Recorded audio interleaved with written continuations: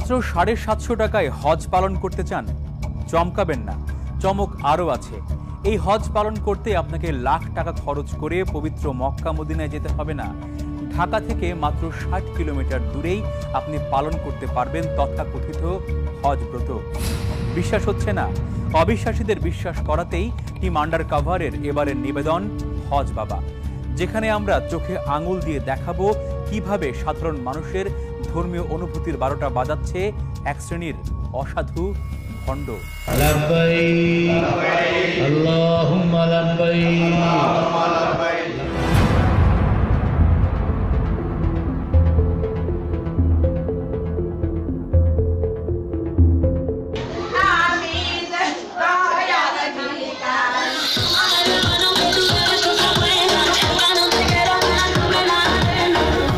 কি ছবিগুলো দেখে কি একটু ধাক্কা খেয়েছেন? ধাক্কা সামলে নড়ে চড়ে বসুন। শুধু 22 সেকেন্ড নয়, পুরো 22 মিনিট জুড়ে টিম আন্ডার কাভার আপনাদের চোখে চোখ রেখে দেখাবে হজের বাংলাদেশি ভণ্ড সংস্করণ। মহান আল্লাহর সন্তুষ্টি আর সারা জীবনের পাপ মুক্তির স্বপ্ন নিয়ে পবিত্র মক্কা মদিনায় হজব্রত পালনে যান সারা বিশ্বের কোটি ধর্মপ্রাণ মুসলমান। চোখের জলে স্রষ্টাকে স্মরণ করে ক্ষমা প্রার্থনা করেন নিজের কৃতকর্মের। কাঁধে কাঁধ মিলিয়ে কোটি মুসলমান তাওয়াফ করেন পবিত্র কাবা শরীফ। হজের পবিত্র আনুষ্ঠানিকতা শেষে যখন তারা দেশে ফেরেন, তখন তাদের চোখে মুখে থাকে অন্যরকম এক প্রশান্তি। মহান আল্লাহ এবং তার রাসূলকে আরও অন্তর দিয়ে অনুভব করার শক্তি এবং শান্তি নিয়ে ফেরেন তারা। মক্কা মদিনা থেকে এবার সোজা বাংলাদেশের দোহারে মহাপবিত্র হজ ব্রতকে কারা কিভাবে প্রশ্নবিদ্ধ করছে, এবার তার অনুসন্ধান। আর সেই অনুসন্ধানের পালে হাওয়া লাগাতে বরাবরের মতোই ছদ্মবেশের ছায়াতলে টিম আন্ডার কাভার। প্রাথমিক খবরটিকে আমলে নিয়ে দিন দুয়েক চলে তথ্যপত্র সংগ্রহ আর গবেষণা। এরপর অনুসন্ধান ছক কেটে মাঠে টিম আন্ডার কাভার, গন্তব্য দোহার।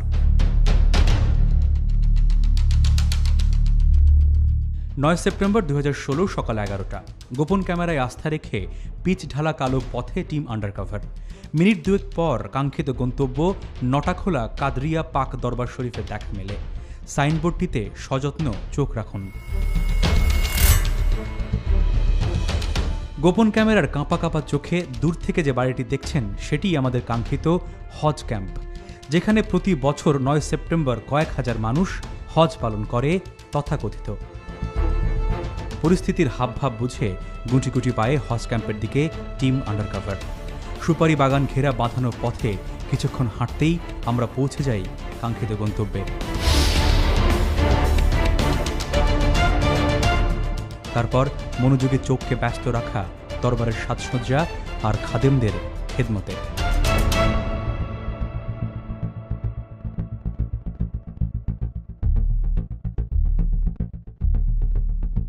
এটা অনেকটা সুরক্ষিত দুর্গের মতো, যার ফটকে ফটকে পাহারাদার আছেন উজির, নাজির, পাইক, পেয়াদা। তাদের সেনাপতি মহিউদ্দিনের জেরার মুখে টিম আন্ডার কাভারের অনুসন্ধান স্পাই। নতুন আসছেন কার কাছে? বাবারই বাবা চিনেন আগে থেকে? চিনি না, আমার এক লোক আছে। কোন লোক? নাম কি? আছে। এখন আসছেন কিসের জন্য? আসি আপনার হিসাবে। অনুষ্ঠান জানেন আপনি? হ্যাঁ, কে দাওয়াত দিয়েছেন? দাওয়াত কেউ দেয় নাই তো, ওই বলছে যে কালকার কথা বলছে। আগামীকাল? হ্যাঁ, গতকালকার কথা, আগামীকাল। পরে ওর বাসায় গেলাম, জানা বলতে আপনার তো সাদা পোশাক তো লাগবো। আমার ঠিক হয় না, আমার একটা সাদা নাই করলে আমি এই পোশাক পরে হইব না তো, সবাই সাদা পোশাক পরবে। তাহলে আমি দুই পাটটা একটা কিনা লন 300 350 টাকা। 350 টাকা। ওই যে কাফনে কাপড়গুলি আছে না, ওইগুলি জমা গেলে পরে করবেন। আমার আমি কইলো যে কাপড় পরে যায় আর খালি পাই, তো এখন আমার খালি পায়ে হজ ঠিক আছে, খালি পায়ে ওটা জুতা থাক সমস্যা নাই, কিন্তু যে আপনি সাদা কাপড় লাগবে অনুষ্ঠান থাকতে। সাদা কাপড়। জেরার জোরকে ছদ্মবেশী যুক্তি দিয়ে হারিয়ে ভেতরে ঢোকার অনুমতি মেলে। চুপি চুপি আমাদের পিছু নিন। ঢুকতে যে আলো ঝলমলে চতুর্ভুজটি দেখছেন, এখানে দুটি কবর আছে। সেটাই নটাখোলা কাদরিয়া পাক দরবার শরীফ কাম মাজার, যেটা একই সাথে বিশ্ব ধ্যান মঞ্জিল। এবার একটু বাম দিকে তাকান। বাবার নারী ভক্তকুল কি গভীর মনোযোগে তাদের ঢঙে প্রার্থনায় মশগুল।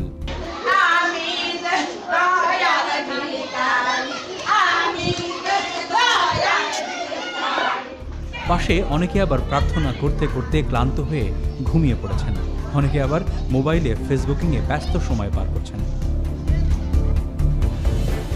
এবার আরেকটু অন্দরে নিয়ে যাব আপনাদের। ক্যামেরায় যেটি দেখছেন সেটি আসলে এদের তৈরি কাবা ঘর। তার ঠিক পাশে ঝালর খচিত পীর বাবার আসন। তাদের বানানো কথিত কাবা ঘরেই অনেকটা এলোমেলো অবস্থায় শুয়ে এক যুবতী গান শুনছে। আর একটু দূরে যাকে দেখা যাচ্ছে তার মনে হয় নেশার পিনিকটা একটু বেশি হয়ে গেছে। কথোপকথন শেষে টিম আন্ডারকভারের দর্শকদের জন্য আরও কিছু অনুসন্ধানী ছবি সংগ্রহে মনোযোগী হওয়া। যারা এদের বানানো কাবা শরীফ ভালো করে দেখতে চান তারা চোখের পলক ফেলবেন না।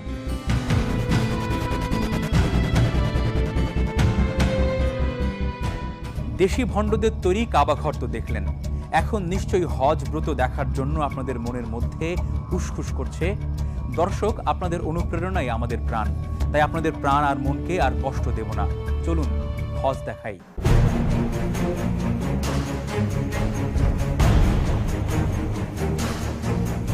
হজ শুরুর আগের আনুষ্ঠানিকতা, তার জন্য প্রয়োজন প্রস্তুতি।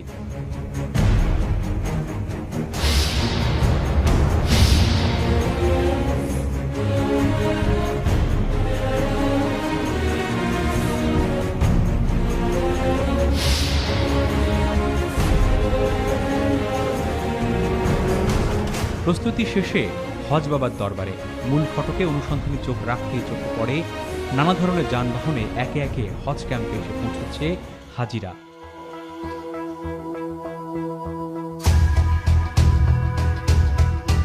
দূর দূর বুকে এদের মতাদর্শ অনুযায়ী হজের পোশাক পরে গোপন ক্যামেরায় আস্থা রেখে হজের ময়দানের পথে টিম আন্ডারকভার। দেখুন, নারী পুরুষ নির্বিশেষে সব ভক্তরাই হজের প্রস্তুতিতে ব্যস্ত।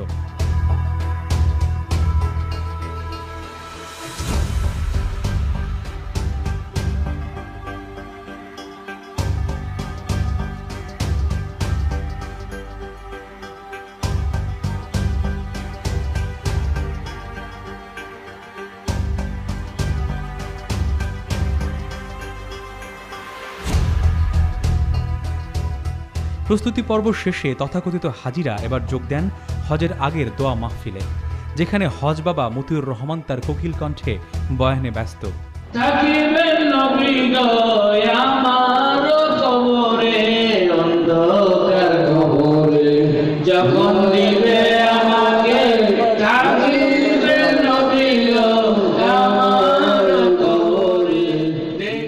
কিন্তু বয়ানের পরপরই শুরু হয় ওরস বাণিজ্য। 8 তারিখে ওরসের জন্য কি দিবেন বলেন, আপনি এখানে শুরু করেন। কিছু একটা আপনাদের দিতে হবে। কত টাকা লেখেন? কেন বাণিজ্য বলছি সেটা বুঝতে যাদের কষ্ট হচ্ছে তারা মনোযোগী কান পাতুন, তাহলেই স্পষ্ট বুঝতে পারবেন। ভাই আমার 5000 লেখেন। বাবা মেরাজ হোসেন 20,000 টাকা, অনিক 5,000 টাকা, জায়দা 500 টাকা। জায়দা? জি বাবা। দোয়া খায়ের আর ওরস বাণিজ্যের পরপরই শুরু হয় তথাকথিত হজের প্রস্তুতি। দেখুন, ভালো করে দেখুন কিভাবে, কি তরিকায়, কি যুক্তিতে পবিত্র হজকে নিজের মতো করে পালন করছে এই হজরত শাহ ডাক্তার মতিউর রহমান খান কাদরির অনুসারীরা। সবাই এই প্রার্থনার আগে পাঠ করবেন, মনে করবেন, তারপর আমরা হজ অনুষ্ঠান শুরু করব। আর হজটা আমরা তো হজ করতে পারি নাই, কল্পনা করবেন যে মক্কার ঘরটা এখানেই রোধ করবেন। এটা 7টা পাঠ দিবেন, নিয়ম বলে দিবেন। হে প্রভু, আমি আমাকে আত্মসমর্পণ করিতেছি। আমার জীবন বিনার তারে তারে তোমার ইচ্ছার রাগিনী নিত্য বাজু। আমিন আমিন। হজ বাবা মতিউর রহমানের শেখানো হজের নিয়ত শুনলেন, দেখলেন হজের প্রস্তুতি পর্ব। এবার একটু ধৈর্য পরীক্ষা। বিরতির ক্ষণিক বিরহ শেষে যখন ফিরব তখন হজের পাশাপাশি দেখাবো হজ বাবা উদ্ভাবিত নতুন ধাঁচের ঈদ এবং তার প্রস্তুতি পর্ব।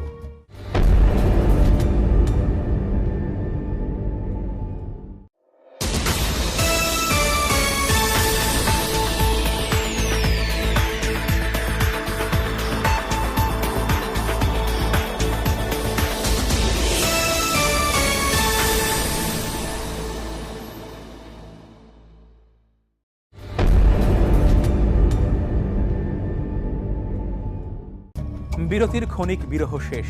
চলুন আবার ফিরে যাই হজ বাবা মতিউর রহমানের হজ ক্যাম্পে, যেখানে টিম আন্ডারকভার ছদ্মবেশে হজের পোশাক পরিচ্ছদ পরে প্রতীক্ষায় তথাকথিত হজ পালনের। লাব্বাইক আল্লাহুম্মা লাব্বাইক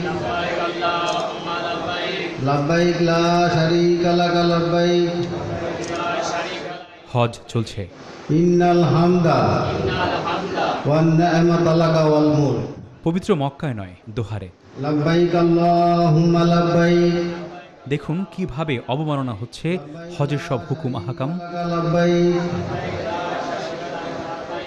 মোনাজাতের বদলে প্রণামের ভঙ্গিতে হাত তুলে তাদের বানানো কাবা প্রদক্ষিণ করছে এসব ভণ্ড হাজিরা।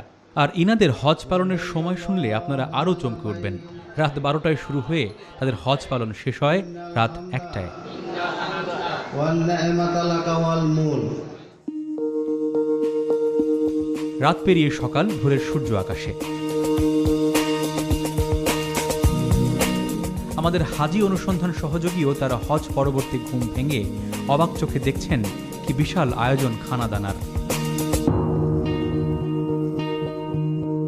দর্শকদের একটু কষ্ট করে মনোযোগ দিয়ে দেখার অনুরোধ, কারণ এমন পরিস্থিতিতে অনুসন্ধানী সাংবাদিকতা করতে হয় যেখানে সবসময় ঝকঝকে চকচকে ছবি তুলে এনে দেখানো সম্ভব হয় না।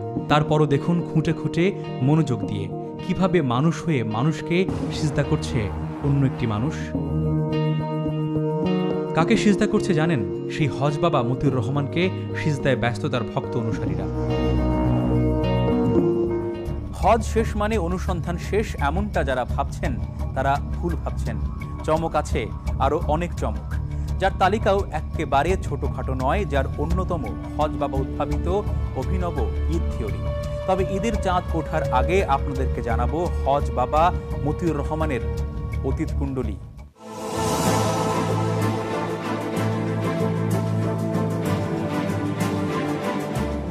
হজ বাবার কুণ্ডলী খুঁজতে 15 বছর পেছনে নথিপত্রের সন্ধানে নামে টিম আন্ডারকভার। তারই অনুষঙ্গ হিসেবে দোহারের গালিমপুরের পথে। হজ বাবার আস্তানা থেকে প্রায় 25 কিলোমিটার দূরে তার সাবেক আস্তানায় মিনিট 20 পরে টিম আন্ডারকভার পৌঁছায়। ক্যামেরায় যে বাড়িটি দেখছেন এটি হজ বাবা মতিউর রহমানের 15 বছর আগের আস্তানা, যেখান থেকে গ্রামবাসী তাকে তাড়িয়ে দিয়েছিল। কেন বিতাড়িত হয়েছিলেন তথাকথিত এত বড় সাধক হজ বাবা, তার নেপথ্য কারণ খুঁজতে অনুসন্ধানী হওয়া। অনুসন্ধান বিফল হয় না, খুঁজতে খুঁজতে পাওয়া যায় তাকে যার নেতৃত্বে বিতাড়িত করা হয়েছিল, সেই মুক্তিযোদ্ধাকে। তার মুখে শুনুন হজ বাবার অতীত। ভুয়া আধ্যাত্মিকতা এবং এলিপ্যাথিক, হোমিওপ্যাথিক সব মিলাইয়ে উনি একটা এলাকা জমাই ফেলছে। এবং মহিলা ভক্তই বেশি, মানে মহিলা রুগী বেশি, অনেক বেশি। মানে সেইভাবে অনেকেরই সন্দেহ জাগলো, যেরকম একটা মিনিমাম ডাক্তার কীভাবে এত মানে পেশেন্ট। এক পর্যায়ে আমি একটু খোঁজখবর নিয়ে জানতে পারলাম যে ভিতরে উনি নিয়ে যায়, ভিতরে উনি নিয়ে কী করে এটা যেমন গোপন রেখে দেয়, পেশেন্টকে বলে দেয়, সর্বোচ্চ গোপন রাখা। শুধু তাই নয়, গালিমপুর থেকে বিতাড়িত হয়ে হজ বাবা যখন তার বর্তমান ঠিকানায় আসেন তখনও একটা দাঙ্গা হয়েছিল, যার ফলে একবার জেল জুলুমও খাটতে হয়েছিল হজ বাবা মতিকে। আমি পরবর্তী সময় ঢুকে গেলাম এবং পুলিশ প্রশাসনের লোকজন আসলো নবাবগঞ্জের।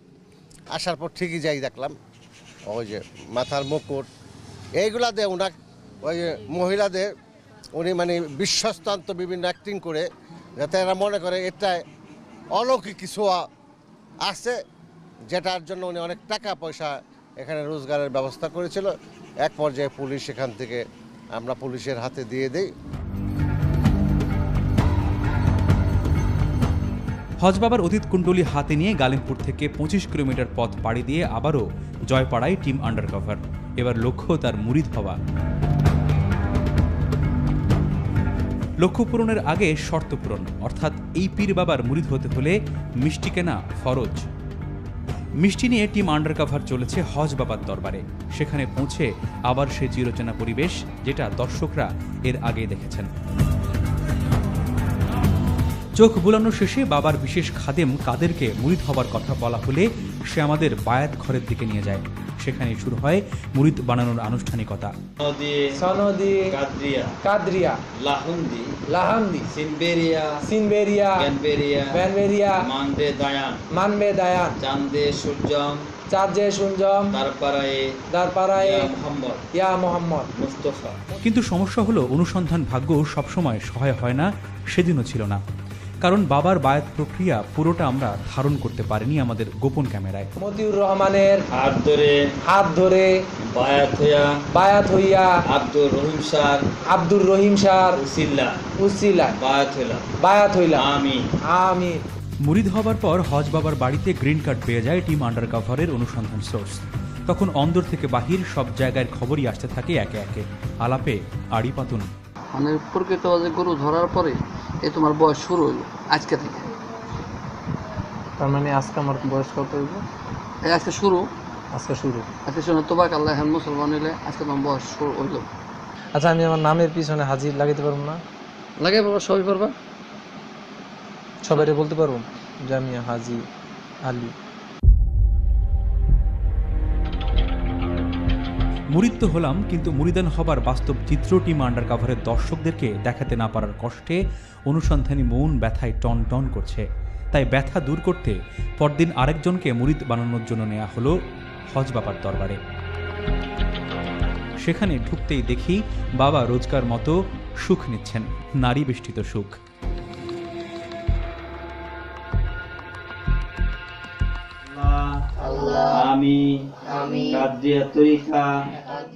এরই মধ্যে এক মহিলা তার 2 কিশোর বয়সী সন্তানকে নিয়ে বাবার দরবারে আসে, উদ্দেশ্য মুরিদ বানানো। আমি মতিউর রহমানের হাত ধরে বায়াত হইয়া আব্দুর রহিম স্যার উসিলা বায়াত হইলাম। আমি সবসময় আমার খেয়াল রাখবি, বুঝলি? তোর আমল মনে করতেছে হজ বাবার মুরিদান হবার ফাঁকে ঈদের চাঁদ উঠে গেছে। এই ঈদ কোনো সাধারণ ঈদ নয়, হজ বাবা উদ্ভাবিত নতুন ধরনের ঈদ। চলুন তাহলে হজ বাবার সঙ্গে সেই ঈদ উদযাপন করি আর দেখি এই ভণ্ডামির শেষ কোথায়।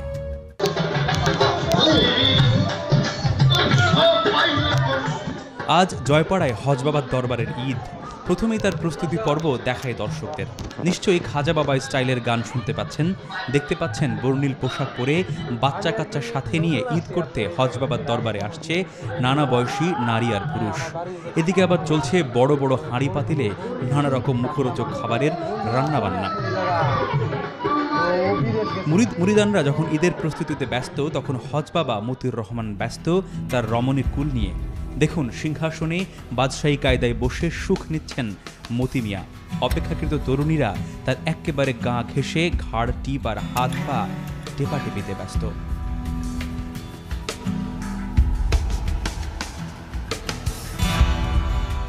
একটু বয়স্কদের জায়গা হয়েছে হাঁটু থেকে পা পর্যন্ত, আর সবচেয়ে বৃদ্ধরা ইয়া বড় পাখা নিয়ে বাতাস করছে হজ বাবাকে। আর বাবা ব্যস্ত তার বয়ানে, যেখানে দেহত্ববাদী কথাবার্তাই হচ্ছে বেশি।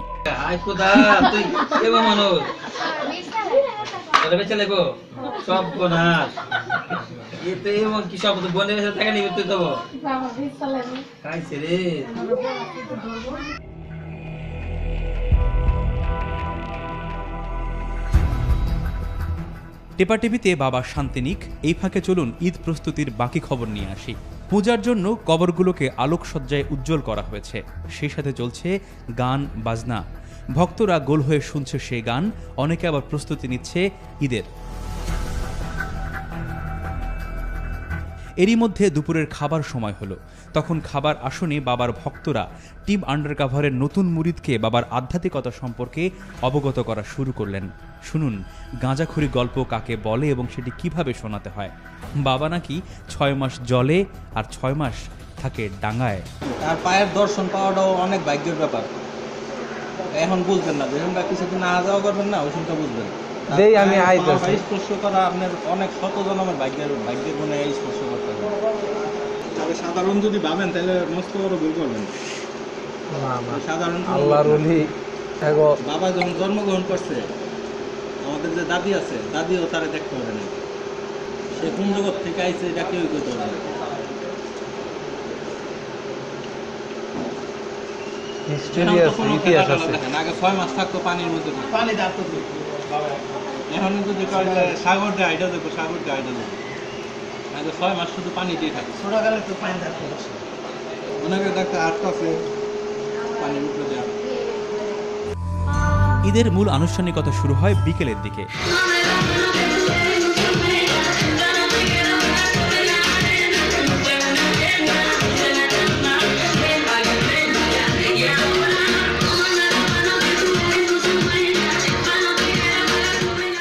যেখানে একটু আগেই বাবার নেতৃত্বে রাসূলের প্রতি দরুদ পড়া হচ্ছিল, ঠিক সেখানে তাদের বানানো কাবা শরীফও ছিল। একটু পরেই সবাইকে চমকে দিয়ে সেখানেই শুরু হয় উত্তেজক হিন্দি গান।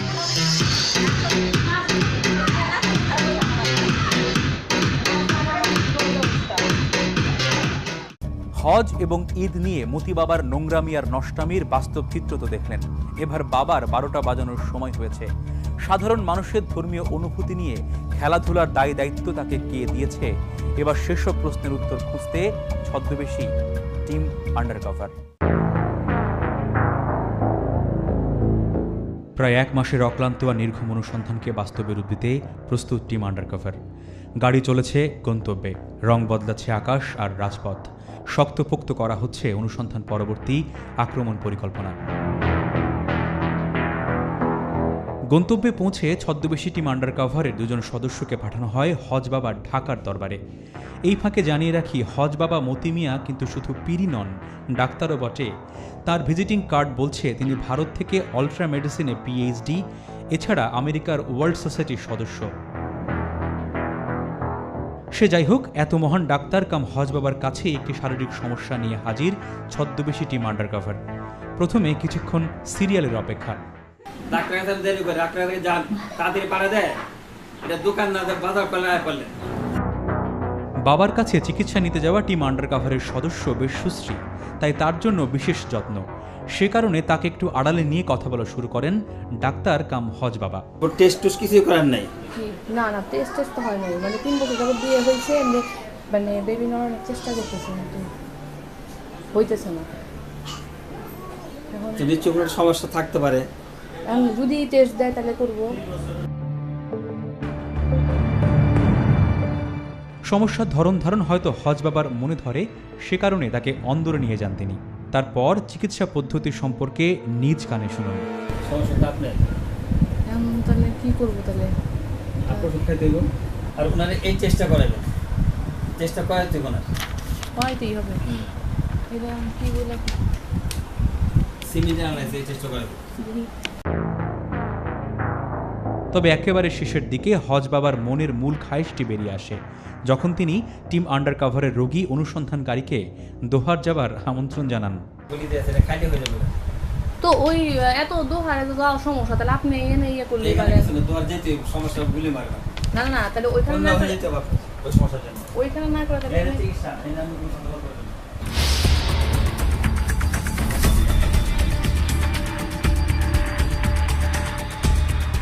টিম আন্ডারকভারের ছদ্মবেশী টিম যখন হজ বাবার দরবারে, তখন বাইরে বাবাকে ছাই দিয়ে ধরার প্রতীক্ষায় অন্য টিম।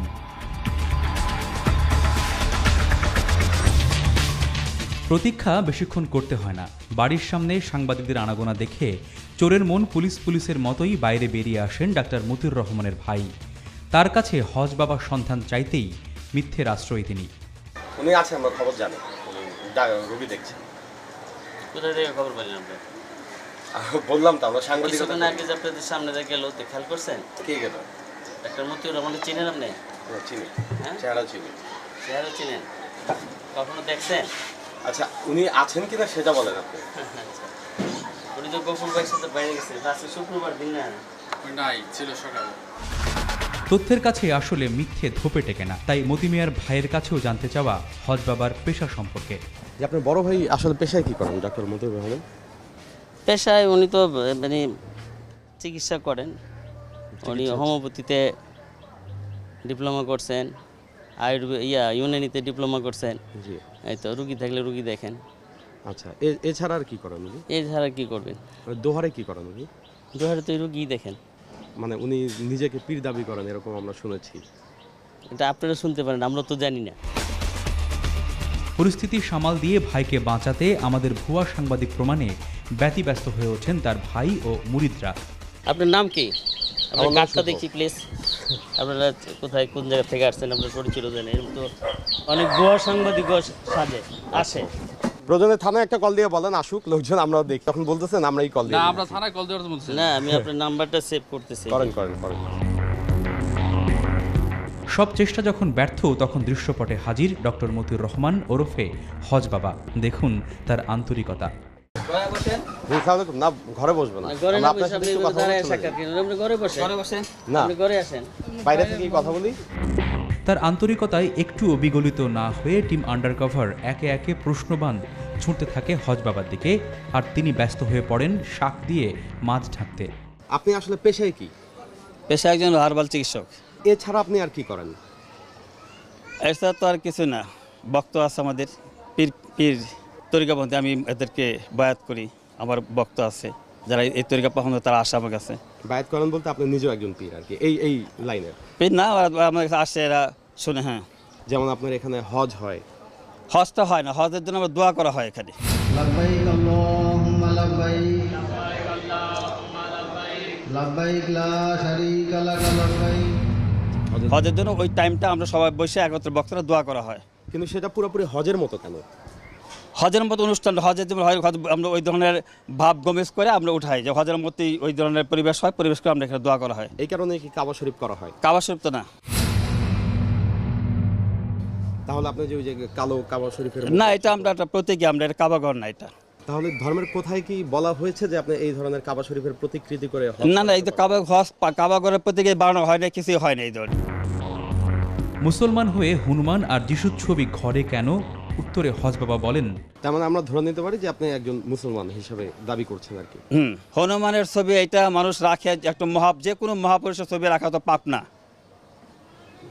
যিশু খ্রিস্ট একদম মহাপুরুষ ছিল, যে কোনো মহাপুরুষ ছবি থাকতে পারে, এটা কোনো পাপ না। মহাপুরুষ, আপনি যদি মানুষের কল্যাণের কাজ করেন, আপনার ছবি আমরা রাখতে পারি। সেজদার বিষয়টা কেন হয়? সেজদা নিয়ে মানে সেজদা দিয়ে বায়াত নিতে হয় না, এটা মিথ্যা কথা। সেজদা নিয়ে বায়াত কে বলছে? এটা তো কোনোদিন সেজদা দেবে কেন? সেজদা দেবে কেন? মানুষ তারা আল্লাহ ছাড়া কাউকে সেজদা দেওয়া জানা তো। বাবা পানির নিচে 6 মাস থাকে, পানির উপরে 6 মাস। এগুলি মিথ্যা, যে বলছে মিথ্যা। এই ধরনের কোনো কথা আমরা এগুলি বিশ্বাস করি না। মহিলারা আপনার শরীরে হাত দেয় কিভাবে? এটা ধর্মের কোথায় আছে? কোথায় শরীরে হাত দেয়? অবশ্যই মা বাপ, আমার বোন হয়, আমার বোন আমাকে হাত দিতে পারে, ধরতে পারে।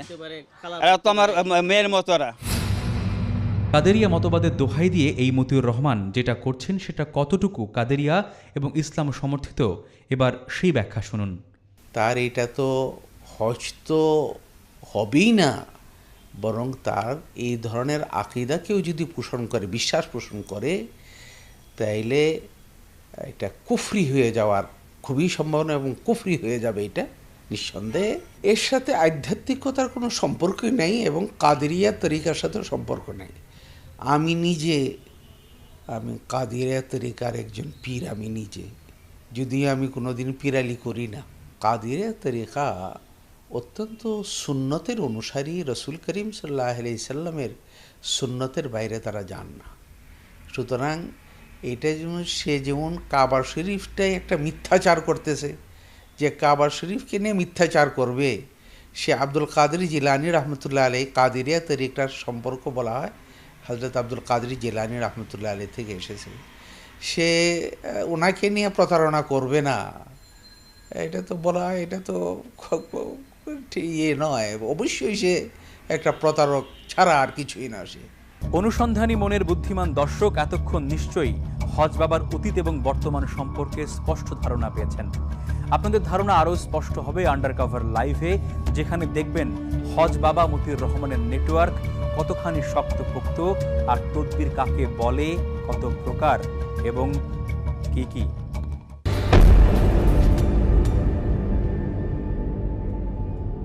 দর্শক স্বাগত টিম আন্ডারকভার লাইভে। আপনারা এতক্ষণ দেখলেন হজ বাবা মতিউর রহমানের ভণ্ডামি এবং নষ্টামির অনুসন্ধানী প্রতিবেদন। আমরা দেখানোর চেষ্টা করেছি কিভাবে ধর্মকে পুঁজি করে এক শ্রেণীর মানুষের মূল্যবোধকে তিনি খেলছেন এবং তিনি যে সমস্ত যুক্তি দাঁড়ানোর চেষ্টা করছেন সেই যুক্তিগুলো আসলে কতখানি ভ্রান্ত এবং সেই ব্যাখ্যাগুলো জানার জন্য আমাদের সঙ্গে স্টুডিওতে আমরা আমন্ত্রণ জানাচ্ছি দুজন ইসলামী চিন্তাবিদকে। প্রথমে তাদের সঙ্গে আপনার আলাপ করিয়ে দেব। আমার ঠিক ডান পাশে রয়েছেন মৌলানা ফরিদুদ্দিন মাসুদ এবং তার পাশে রয়েছেন মৌলানা মুস্তাফা ওয়াদুদ। আপনাদেরকে স্বাগত জানাচ্ছি আন্ডারকভার লাইভে। আমরা দেখানোর চেষ্টা করেছি আসলে যে ধর্মভীরু মানুষের ধর্মীয় অনুভূতিকে কাজে লাগিয়ে এই সমস্ত বাণিজ্যিকীকরণ যে করা হচ্ছে এবং তিনি যে যুক্তিগুলো দেখানোর চেষ্টা করেছেন, তিনি সবসময় বলার চেষ্টা করেছেন তিনি একটি তরিকা পছন্দ করেন যার নাম কাদেরিয়া তরিকা। এই তরিকাকে ব্যবহার করে তিনি সাধারণ মানুষের যে ধর্ম নিয়ে খেলছেন সেই প্রশ্নটি আপনার কাছে রাখছি, তরিকা আসলে কি বলছে এই ব্যাপারে? তরিকা মৌলিকভাবে হইল অন্তরে আল্লাহ তাআলার ভয় তাকওয়া সৃষ্টি করা এবং রসুল পাক সাল্লাল্লাহু আলাইহি ইসলামের ভালোবাসা সৃষ্টি করা, যার মাধ্যমে রসুল করিম সাল্লাল্লাহু আলাইহি সাল্লামের যথাযথ অনুসরণ করা সহজ হয়। তরিকার মূল বিষয়টা হলেই এর বাইরে তরিকা বলতে কোনো কিছু নাই। যদি রসুল পাক সাল্লাল্লাহু আলাইহি সাল্লামের অনুসৃত কোনো পন্থার বাইরে কেউ তরিকা বলে তাহলে সে ইসলামের দৃষ্টিতে একজন স্পষ্ট ভণ্ড, একটা জঘন্য প্রতারক। ইসলামকে নিয়ে সে তামাশা করছে, এতে কোনো সন্দেহ নেই। উনি যে কাবা শরীফটি সেখানে বানিয়েছেন তথাকথিত, সেই কাবা শরীফ বানানোর কোনো ধর্মীয় ভিত্তি কি রয়েছে আসলে মক্কা মদিনার বাইরে? কখনোই নেই। কারণ হজের যে ইবাদত, এই ইবাদতটি কতগুলি স্থানের সঙ্গে সম্পর্কিত। এমনকি আপনি বিষয়টা আরও খোলাসা হবে, যেদিন 9 তারিখ আরাফায় থাকার কথা, কেউ যদি আরাফায় না গিয়ে ওই দিন যদি সে কাবা শরীফের তওয়াফ শুরু করে দেয় আর আরাফা গেল না, তবু তার হজ হবে না, অথচ উভয়টি কাছাকাছি যায় না। সাই করার জন্যে সে যদি 1000 বারও দৌড়াদৌড়ি করে অন্য কোনো জায়গায়, হবে না। সাফা এবং মারওয়ার মধ্যবর্তী স্থানটুকুই তার কী করতে হবে, এটা নির্ধারিত।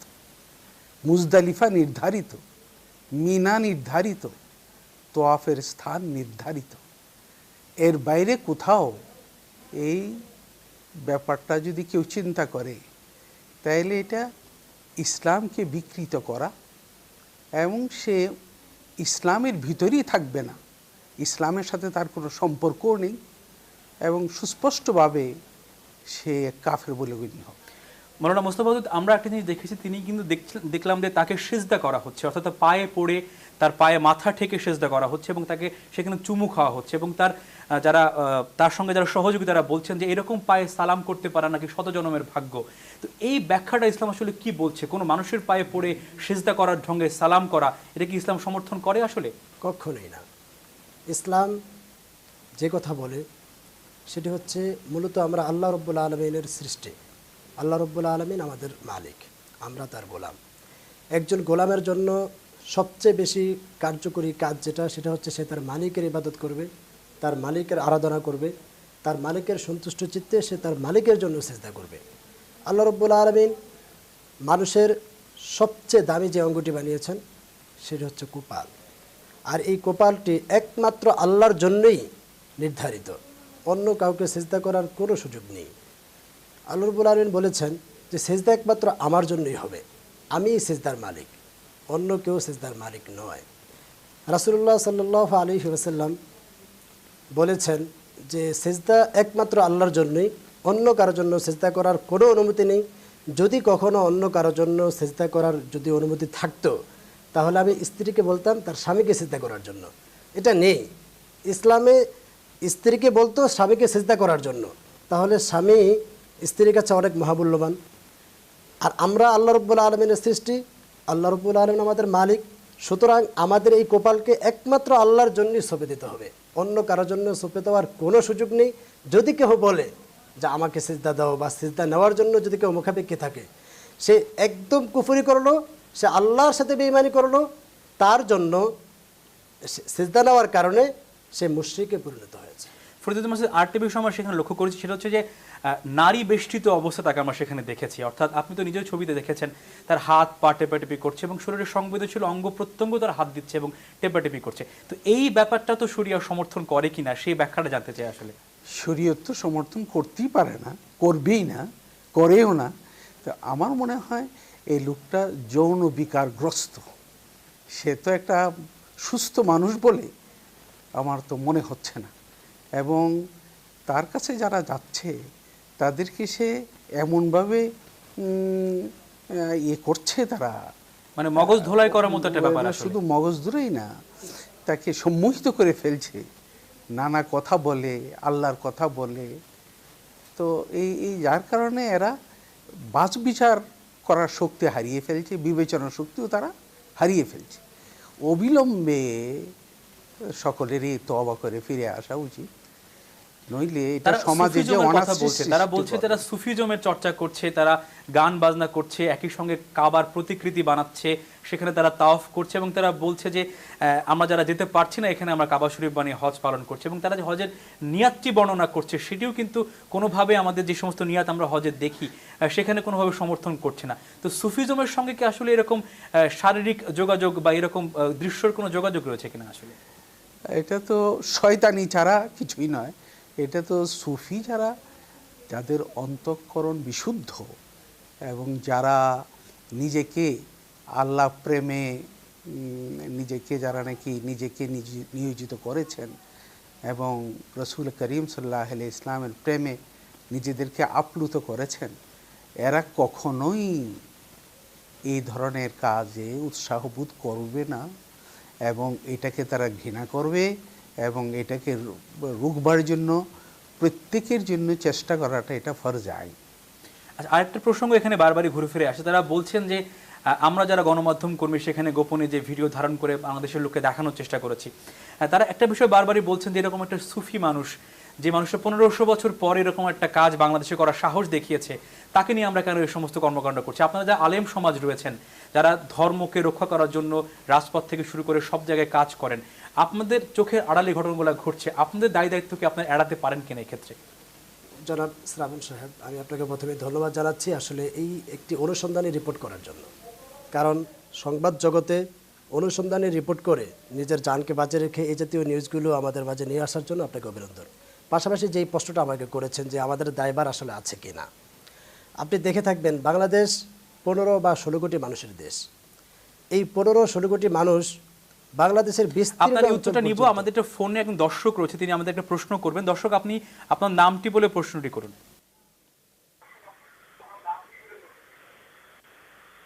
হ্যালো, জি আমরা শুনতে পাচ্ছি। আসসালামু আলাইকুম। জি,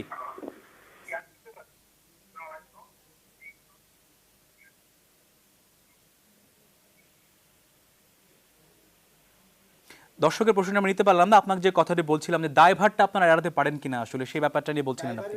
আমি বলছিলাম যে দায়ভারটা শুধু উলামায়ে কেরামের জন্যই এমন নয়, কারণ আল্লাহ রাব্বুল আলামিনের কাছে শুধু আলেমগণই ঢাকা থাকবেন জবাবদিহিতার জন্য, বিষয়টা এমন নয়। রাসূলুল্লাহ সাল্লাল্লাহু আলাইহি সাল্লাম বলেছেন যে মানুষের যে মেধা দিয়েছে, বুদ্ধি দিয়েছে, বিবেক দিয়েছে, সেই বিবেকের মাধ্যমে সে তার স্রষ্টাকে খুঁজে নেবে, তার প্রভুকে খুঁজে নেবে। যদি কিনা তার বিবেকের মাধ্যমে সে খুঁজে না নিতে পারে, তার জন্য কিয়ামতের দিন তাকে পাকড়াও করা হবে। আপনি বলছিলেন দায়ভারের কথা। বর্তমান বাংলাদেশের সিচুয়েশনে ওলামায়ে কেরাম তাদের জায়গা থেকে চেষ্টা করে যাচ্ছেন বাতিলকে, ভণ্ডদেরকে এবং তথাকথিত নামদারি পীরদের। এদের কিন্তু অনেক অর্থ শক্তি রয়েছে এবং পেশি শক্তিও রয়েছে, এটা একটা বড় বাধা কিনা আসলে? সেটা আমি আসতেছি, সে কথায় আসতেছি। তো ওলামায়ে কেরাম তাদের জায়গা থেকে চেষ্টা করে যাচ্ছেন। আর এই যে পীর এবং বাতিল যারা, তারা সত্যি আপনি যেটা বলছিলেন অর্থনৈতিক দিক থেকে তারা অনেক শক্তিশালী। তারা স্থানীয় প্রশাসনকে পর্যন্ত হাত করে নেয়, যার ফলশ্রুতিতে একজন তাদেরকে বাধা দিতে যাবে, প্রশাসন তাদেরকে উল্টো হামলা করে।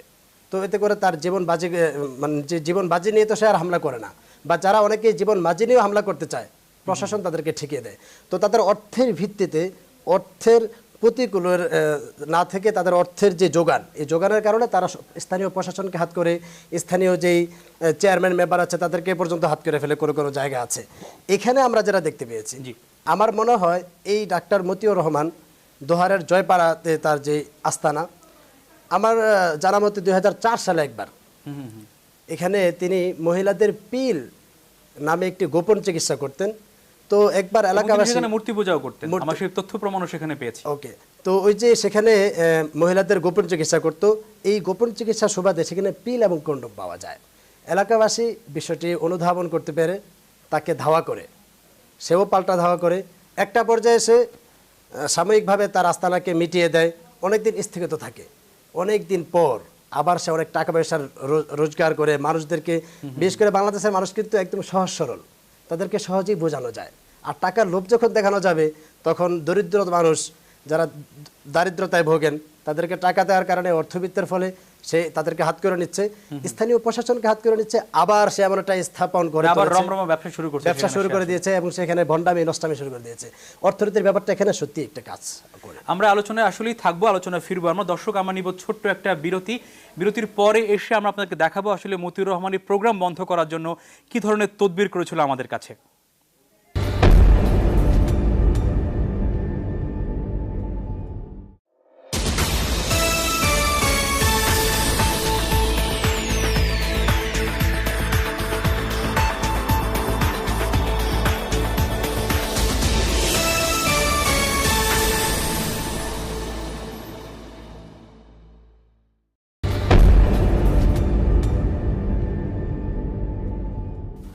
দর্শক, আবারও স্বাগত আন্ডারকভার লাইভে। আমরা যে কথাটি বলছিলাম আসলে যে মতিউর রহমান আমাদের কাছে তদবির করেছিল, সেই তদবিরের ফোন রেকর্ডটি আমাদের কাছে রয়েছে। দর্শক, সেই তদবিরের ফোন রেকর্ডটি আপনাদেরকে প্রথমে শোনাতে চাই, আপনারা সেই ফোন রেকর্ডটিতে মনোযোগী কান পাতুন।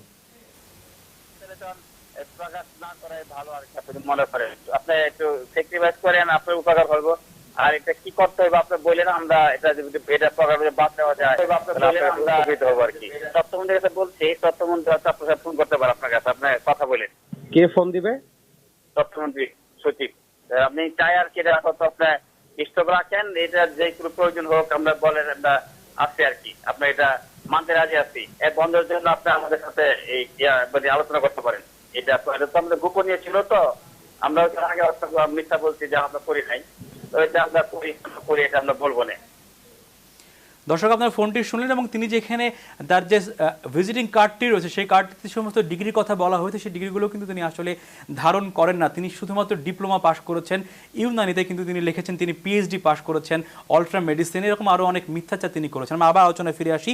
ফরিদুদ্দিন মাসুদ, এই যে একটা বিষয় আমরা দেখলাম যে 14 বছর 15 বছর আগ থেকে সে ভণ্ডামি শুরু করেছে, একসময় সে মূর্তি পূজা করার মধ্য দিয়ে নারীদেরকে প্রলুব্ধ করে সেখানে একটি অসামাজিক কর্মকাণ্ড করার চেষ্টা করেছিল, পরবর্তীকালে তারা আবারও একটা জায়গায় আস্তানা তৈরি করেছে। আমরা দেখতে পাচ্ছি যে গ্রামে গঞ্জে যেখানে গণমাধ্যম আলো ফেলতে পারে না, সেখানে কিন্তু এরকম অসংখ্য ভণ্ড পীর ফকির জন্মাচ্ছে, শেকল বাবা জন্মাচ্ছে, শালু বাবা জন্মাচ্ছে। সেক্ষেত্রে আসলে ওলামা সমাজের পাশাপাশি তো রাষ্ট্রেরও একটি বড় দায় রয়েছে এখানে। আসলে এই রাষ্ট্র এই দায়টা আসলে এড়িয়ে যাওয়ার প্রবণতা রয়েছে নাকি আসলে শক্তপোক্তভাবে সেটা ধরছে? আপনার মূল্যায়নটি জানতে চাই। মনে হয় অনেক ক্ষেত্রে যা আপনি বলছেন, সংবাদটা যথাযথভাবে পাওয়া এটা সবার ক্ষেত্রে হচ্ছে বলেও মনে হচ্ছে না। এক হওয়ার পরে অনেকে এটাকে ইগনোর করে, আচ্ছা করছে চলছে। আইন শৃঙ্খলা বাহিনী যতক্ষণ পর্যন্ত সমস্যা না হয় ততক্ষণ পর্যন্ত তারা কোনো জায়গায় স্বতঃপ্রণোদিতভাবে এগোয় না। তাই যতক্ষণ দেখে যে কোনো সমস্যা হচ্ছে না, আসছে যাচ্ছে চলছে, ততক্ষণ পর্যন্ত আমার মনে হয় তারা এই দিকে লক্ষ্য দেন কম। কিন্তু এই বিষয়টা যেহেতু একটা সামাজিক ইম্প্যাক্ট আছে এবং সামাজিকের মধ্যে একটা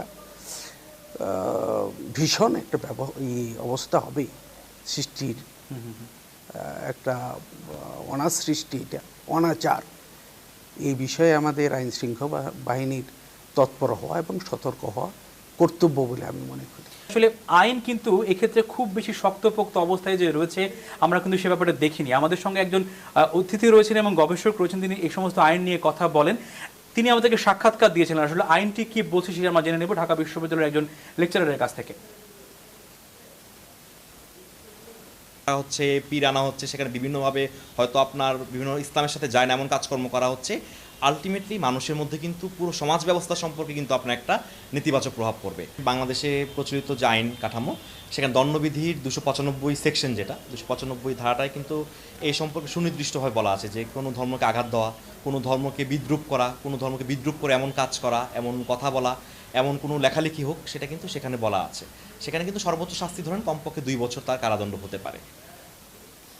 এরকম একটি সামাজিক অনাচার যেখানে হচ্ছে, অসংখ্য মানুষকে তারা বিপদগামী করছে এবং এখানে অর্থনৈতিক লেনদেনের বড় জায়গা রয়েছে। আমরা দেখেছি ওরস বাণিজ্যের নামে সেখানে লাখ লাখ টাকা হাতিয়ে নেওয়া হচ্ছে, দেবত্ব সম্পত্তি অর্থাৎ পীরের নামে অনেক জমি জায়গা কেনা হচ্ছে। আমরা তার খবর নিয়েছি, তিনি যেখানে থাকেন দারুস সালামে, সেখানে তার বাড়ি রয়েছে, তার ঢাকা উদ্যানে বাড়ি রয়েছে, দোহারে জায়গা সম্পত্তি রয়েছে, এগুলো তো তিনি নিজের টাকা দিয়ে কেনেন নাই। আসলে এই যে আইনে কি কোনো দুর্বলতা জায়গা রয়েছে কিনা আপনাদের মূল্যায়ন জানতে চাই। আসলে আইনের দুর্বলতা তো অবশ্যই থাকা স্বাভাবিক, কারণ আইন তার নিজের গতিতে চলে কথা সত্য, কিন্তু যদি তারা অর্থের দিক থেকে আইনকে হাত করে নেয় তাহলে অবশ্যই আইন এখানে দুর্বলতার প্রয়োগ করছে।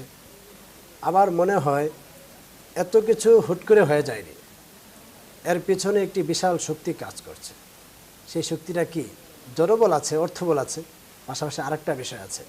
কারণ যত অপপ্রচার আছে বা খারাপ বিষয় আছে, সেটা কিন্তু সাধারণ মানুষ একটা পর্যায়ে গিয়ে আর গিলে না, খেতে চায় না, সেটাকে প্রতিহত করতে চায়। কিন্তু প্রতিহত করতে গেলে যখন আবার বাধা আসে তখন সে চুপছে যায়। তা আমার মনে হয় এখানে একটা দুর্বলতা আছে। আমরা একদমই শেষ পর্যায়ে শেষ একটি ফোন আমরা নিয়ে নেব। দর্শক, আপনার নামটি বলে প্রশ্নটি করুন।